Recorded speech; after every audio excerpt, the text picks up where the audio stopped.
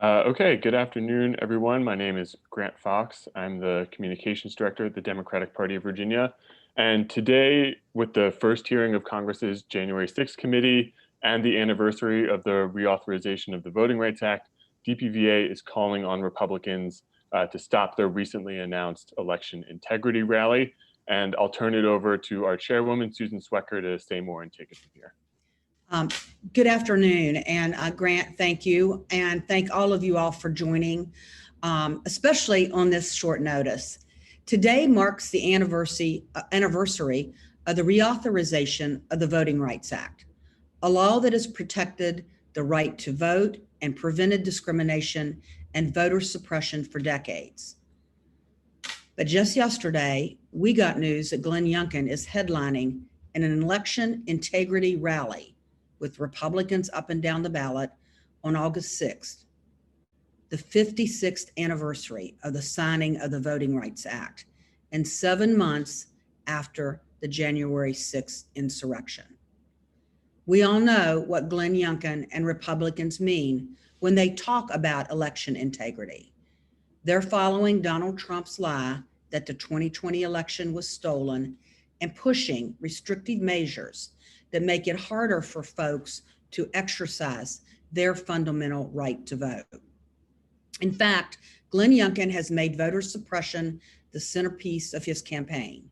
For the entire primary, he refused to say that Joe Biden was the legitimate winner of the election, and he refused to put forward any policy ideas besides his phony election integrity plan. When Youngkin was asked about auditing Dominion voting machines, a right-wing conspiracy pushed by people like Amanda Chase, he said it was the most important issue of the campaign. And Youngkin has welcomed the support of people like Amanda Chase, who has said that the 2020 election was stolen, and the people who violently stormed the Capitol on January 6th are patriots. Make no mistake about it, voting rights and our very democracy are under attack across this entire country. And it's because of Donald Trump and extreme politicians like Glenn who are helping him undermine America's free and fair elections. Now, here in Virginia, we fought hard to protect and expand the sacred right to vote, and we're not about to let Glenn Youngkin drag us backwards. Now, Glenn is headlining an event full of people who have spent this past year trying to undermine our elections and our democracy. One look at the other speakers should make it clear what this event is really about. It's sponsored by the 5th Congressional District Republicans. Their chairman and an event speaker, Melvin Adams, bragged about being outside the Capitol during the violent riot on January 6th.